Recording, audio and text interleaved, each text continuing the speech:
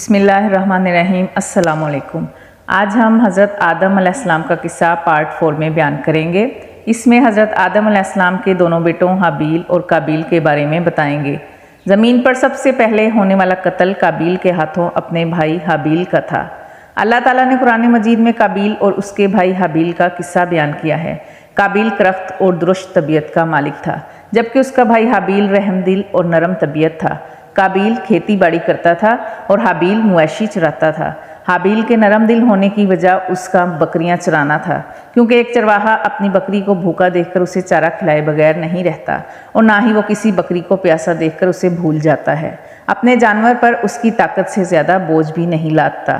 بنی نوع انسان کی تعداد میں اضافے کے لیے اس وقت ایسا قانون تھا جو کہ اب حرام ہے، اور وہ ہے اپنی بہن کے ساتھ نکاح۔ چونکہ اس وقت کے سب لوگ آدم علیہ السلام کی حقیقی اولاد تھے اور آپس میں بہن بھائی تھے، اس لیے اس وقت کی شریعت کی روح سے قابیل اپنے ساتھ پیدا ہونے والی جڑواں بہن کے سوا کسی دوسری بہن سے شادی کر سکتا تھا، اور اسی طرح حابیل اپنے ساتھ جڑواں پیدا ہونے والی بہن کے علاوہ کسی دوسری بہن سے شادی کر سکتا تھا۔ اس کی صورت یہ تھی کہ قابیل کی شادی حابیل کی بہن سے ہو اور حابیل کی شادی قابیل کی بہن سے ہو۔ لیکن ہوا یہ کہ حابیل کی بہن خوبصورتی میں قابیل کی بہن سے کم تھی، اس لیے قابیل نے حابیل کی بہن سے شادی کرنے سے انکار کر دیا اور اپنی جڑواں بہن سے شادی کی خواہش ظاہر کی۔ لیکن ایسا کرنا آدم علیہ السلام کی شریعت میں حرام تھا۔ آپ علیہ السلام نبی بھی تھے اور رسول بھی۔ رسول اور نبی میں فرق یہ ہے کہ رسول پر شریعت اور احکام نازل ہوتے ہیں، لیکن نبی پر شریعت نازل نہیں ہوتی، البتہ اس کی طرف وحی نازل ہوتی ہے اور معجزات عطا کیے جاتے ہیں، جبکہ شریعت صرف رسولوں پر ہی نازل کی جاتی ہے۔ آدم علیہ السلام چونکہ رسول تھے، اس لیے ان کی شریعت میں یہ قانون تھا کہ کوئی شخص اپنے ساتھ جڑواں پیدا ہونے والی بہن کے ساتھ شادی نہیں کر سکتا۔ قابیل اس شرعی حکم کی وجہ سے غضبناک ہو گیا۔ اس نے تعجب کا اظہار کرتے ہوئے اس قانون کو ماننے سے انکار کر دیا۔ آدم علیہ السلام نے ان دونوں کے درمیان فیصلہ کرتے ہوئے انہیں حکم دیا کہ دونوں اللہ کے حضور ایک ہدیہ پیش کریں گے، یعنی قربانی پیش کریں گے۔ آدم علیہ السلام کے زمانے میں قربانی کا جو قانون تھا اس کے قبول ہونے کی نشانی طے تھی، اور وہ یہ کہ آسمان سے ایک آگ نمودار ہوتی اور اس قربانی کو جلا دیتی۔ اس کا مطلب تھا کہ قربانی قبول ہو چکی ہے، اور اگر آگ قربانی کو نہ جلاتی تو سمجھ لیا جاتا کہ قربانی قبول نہیں ہوئی۔ آخر قربانی کا دن آ پہنچا۔ حابیل نے اپنے مویشیوں میں سے ایک بہترین جانور لیا اور قربان گاہ میں لا کر اللہ کے حضور پیش کر دیا۔ دوسری طرف قابیل نے اپنی کھیتی کے غلے میں سے ردی قسم کا غلہ قربانی کے لیے پیش کیا۔ دوسرے دن دونوں قربان گاہ پہنچے تو انہوں نے دیکھا کہ حابیل کی قربانی قبول ہو چکی ہے، جبکہ قابیل کی قربانی کو آگ نے چھوا تک نہ تھا۔ یہ دیکھ کر قابیل حابیل پر غضبناک ہوا۔ شیطان نے بھی اسے وسوسے میں مبتلا کیا کہ اپنے بھائی کو قتل کر دے۔ اس نے اپنے بھائی حابیل کو مار ڈالنے کا پختہ ارادہ کر لیا۔ اس وقت تک روئے زمین پر کوئی انسان قتل نہیں ہوا تھا۔ انسانی تاریخ میں یہ پہلا قتل ہے جس کا ارتکاب قابیل نے کیا۔ وہ اپنے بھائی حابیل کے پاس گیا اور اسے بولا، میں تجھے قتل کر دوں گا۔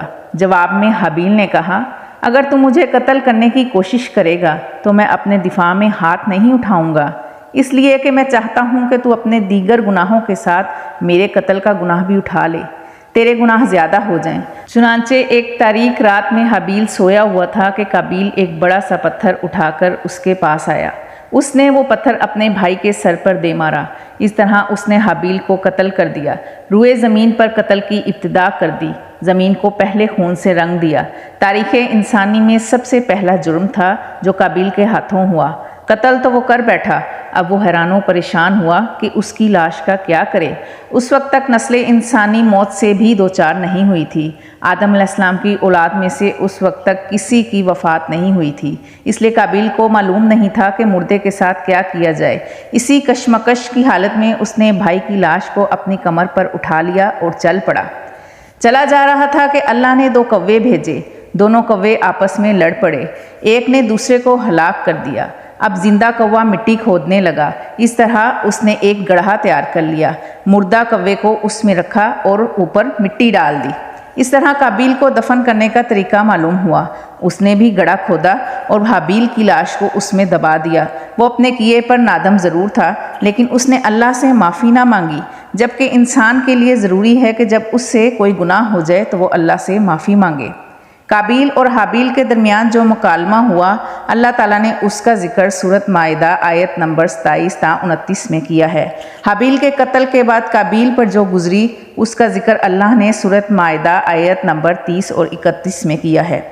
یہ سب کرنے کے بعد وہ کہنے لگا، ہائے افسوس، کیا میں ایسا کرنے سے بھی گیا گزرا ہو گیا کہ اس کوے کی طرح اپنے بھائی کی لاش کو دفنا دیتا، پھر تو بڑا ہی پشیماں اور شرمندہ ہوا۔ ایک روایت میں ہے کہ رسول اللہ صلی اللہ علیہ وسلم نے فرمایا، دنیا میں جب بھی کوئی ظلم سے قتل ہوتا ہے اس کا گناہ آدم علیہ السلام کے پہلے بیٹے قابیل کی گردن پر ضرور ہوتا ہے، اس لیے کہ وہ پہلا شخص ہے جس نے ظالمانہ قتل کی ابتدا کی اور یہ ناپاک طریقہ جاری کیا۔ تو دوستو، قیامت تک آنے والے لوگ جو اس گناہ کے مرتکب ہوں گے ان کا کچھ گناہ قابیل کے حساب میں ڈالا جائے گا۔ حابیل کو قتل کرنے کے بعد قابیل نے اپنی بیوی کو ساتھ لیا اور دور دراز نرم زمین کے پاس رہائش پذیر ہو گیا اور آدم علیہ السلام کے سامنے تک نہ ہوا۔ آدم علیہ السلام پہاڑوں کے قریب ایک بستی میں رہ رہے تھے، یہ ان سے بہت دور جا بسا تھا۔ اس طرح قابیل کا رابطہ آدم علیہ السلام سے بالکل ختم ہو گیا اور اس سے ایک نئی نسل کی ابتدا ہوئی۔ فحاشی اور عریانی کو ان کے ہاں عروج حاصل تھا۔ عبادت یہ لوگ اگرچہ اللہ ہی کی کرتے تھے لیکن آدم علیہ السلام کی شریعت کے خلاف بے حیائی کے دلدادہ تھے۔ تقویٰ کی قلت، احکام الہی کی نافرمانی اور فحاشی کا فروغ ان کے شب و روز کا معمول تھا۔ اس کے بعد لوگ دو گروہوں میں تقسیم ہو گئے، شریر اور برے لوگ قابیل کے ساتھ مل گئے اور آدم علیہ السلام کے دیگر بیٹے اور نیک لوگ آدم علیہ السلام کے ساتھ مل گئے۔ حابیل کے قتل کے بعد اللہ تعالیٰ نے آدم اور حوا علیہ السلام کو شیث علیہ السلام عطا فرمائے۔ دوستو، آج کا قصہ یہیں ختم کرتے ہیں۔ اگلی ویڈیو میں ہم آپ کو آدم علیہ السلام کی وفات اور شیث علیہ السلام کے بارے میں تفصیل سے بتائیں گے۔